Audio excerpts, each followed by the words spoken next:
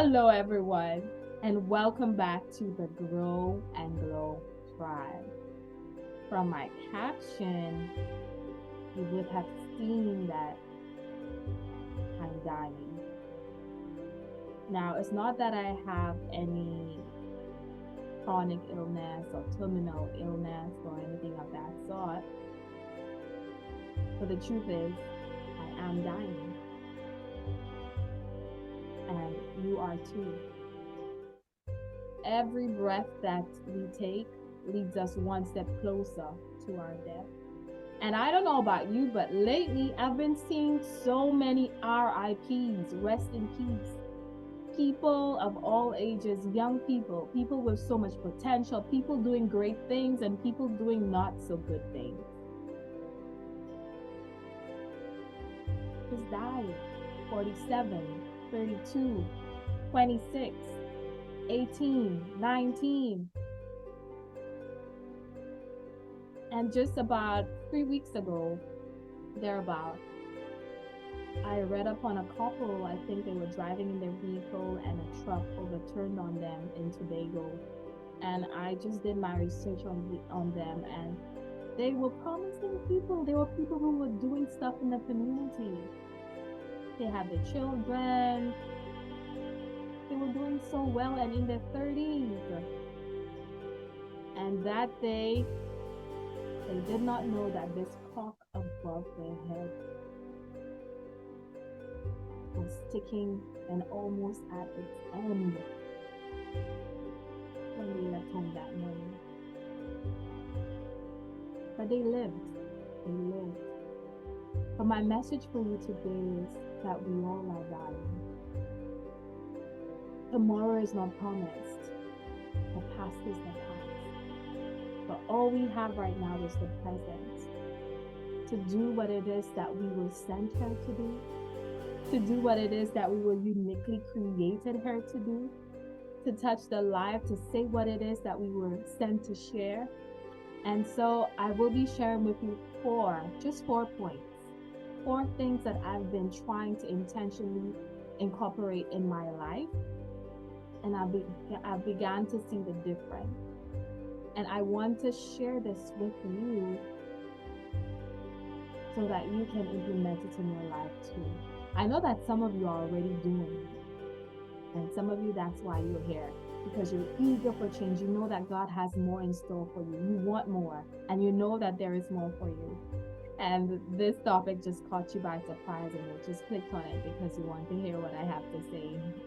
Yes, and that's good. Point number 1, focus on now. Focus on the present. Like I said earlier, the past is the past. The future is not promised. All we have is now. I once read a book about 3 weeks ago, and there was an interesting point there. It said that there was a research done, and they found that most of us live in the past. And that is so true. We're thinking of what we could have done yesterday, what we should have done, what we thought to do but did not do, or the good old days when I was younger, how things used to be before. And by the time we're done thinking about it, the present has already gone. Time has passed, and we're still trapped in the past. So today I encourage you to focus on the present. And one of the ways I do that is just by stopping everything and taking some deep breaths. There's just something about breathing. You just pause and you allow this air to just fill up your lungs. You hold it in. I can't hold it now since I'm talking. Hold it for a few seconds, as long as you can, and then you just release. And it stabilizes you. You become more aware of where you are, what you're doing, and you're in the present. And practice that. Every time you catch yourself going back into the past or worrying about the future, remember now is what you have. Past is the past. The future is not promised. What you have is now, and now this is a present. So treat it as one. Step number 2, don't be afraid to take risks. Life is risky in itself, but many of us are trapped in fear and we're afraid. I was afraid of so many things. I used to call myself the scary cat. No, sorry, the scaredy cat. I called myself the scaredy cat because I was just afraid of so many things, and we'll get to that some other day. And I had to take that decision to stop living my life in fear. Now, it's something that I'm actively doing. There are still things I'm afraid of, I'll be honest, but I'm working on that. And little by little, I'm stepping out, testing the water, going a little deeper, because I can't be trapped in fear. I can't be stuck in my comfort zone. It takes me nowhere. Les Brown once said that the comfort zone is your danger zone. It's a dangerous zone to be with because you get to comfort, you do nothing new, nothing else. And that is not what God has called us to do.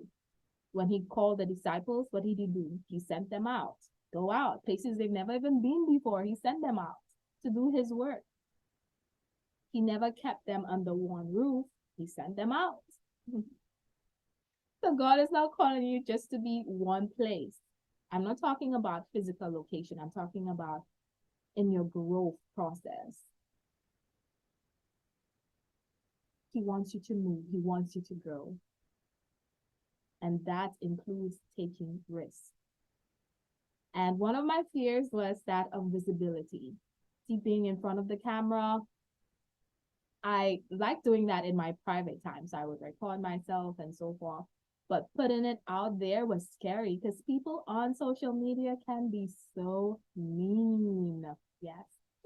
They tell you how it is. They'll be like, ooh, your face, your tongue, your teeth, your hair, your words, how you speak. I mean, people can be so mean. And I had a fear of visibility that what if people don't accept me? What if they say this about me? What if they criticize me? What if? And I had to be like, hey, I don't care what others say at this point in my life. I'm getting too old for that. I am more focused on what God says. And if I believe that God is urging me and leading me to speak, to share my message, to share my story, then that is what I'm going to do. I'm willing to take that risk of criticism. Entrepreneurs, those who have been most successful, they will tell you it started with a risk. Even me, the little things that I do, I mean, I'm no big shot, but I had to take risks, financial risks. I'm not saying to be impulsive and just do things out of the blue or what you feel like, even if you know that it's wrong and it's extremely risky, like just go give up blow up your entire life savings. That is not what I'm saying. That is not what I'm saying at all. What I'm saying is take risks. Don't live in fear. Own your space here on earth. Own that space because you were sent here for a reason. Step number 3, live a life of purpose. God did not bring you here to live a mediocre life. Out of over 4-point-something billion sperm cells, you made it through. And there's a reason for that. God called you. God designed you. He brought you here for a reason. He wanted you here. Imagine that. You're that valuable to God. There is a contribution that only you can make to the world. Nobody else can. Isn't that wonderful? Yes, it is. And since I've began my journey, I realized that I've reached certain people, certain individuals that others may not have reached. And with this message, if I had not started it, people are inboxing me, sharing my content, people I don't even know over the world telling me they love my ministry, keep it up. And I'm like, look at this. Wow. It's just mind blowing.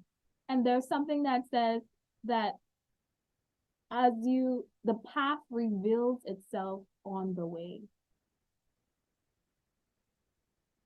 So once you begin and God reveals to you what it is that He has created you for, you feel that urge in your spirit, your being. You could do this thing, it gets you excited. Nobody has to call you up and be like, hey, get this done. You're willing to do it. You can spend days and nights doing it. You don't get tired of it. It may get complicated as your ministry or your business increases, but the love is still there because you have that innate passion for it, or you've developed that passion that you know can create impact in the world, and you would love to live that life of service. Whatever it is that God is calling you to do, live with purpose.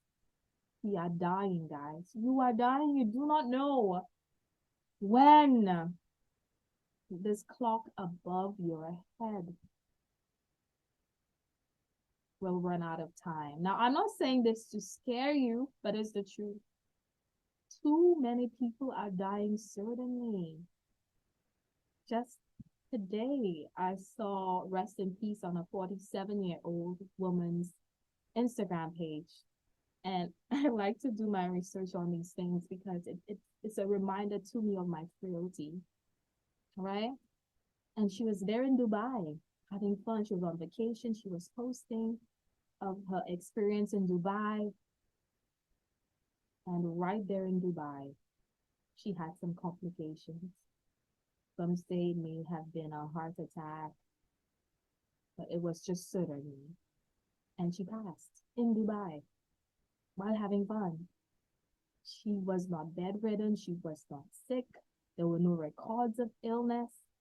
And just like that, the clock above her head ran out of time, leaving people to wonder what is happening and leaving people in a state of shock.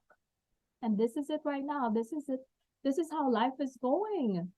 You're here today and gone today. And I'm doing this video because I do not want you to live this world with regret. I do not want you to leave this world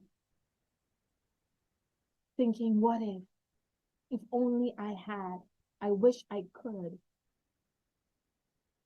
And that is why I'm doing what I'm doing, because I have this urge to share this message. And I don't want to leave this world silent, staying in the shadow and not sharing what I believe God has placed on my heart to share. And then at the end, I'm filled with regret, knowing that I could have, I should have, but I didn't. And I'm beyond that point now. I'm doing it. I'm taking action. And this is why I'm encouraging you to do the same. Live out your purpose. Live it boldly. And like Les Brown says, live before you leave. Because life is a journey. And that is point number 4, step number 4. Embrace your journey. Life is a journey. Embrace it. And make sure that you live, L-I-V-E, before you leave, L-E-A-V-E. Live out your purpose. Take risks. Remember to stay in the present. So step number 4, embrace your journey. Yes, embrace your journey. Life is not a destination, but a journey of growth, of learning, growing and glowing. And on that journey,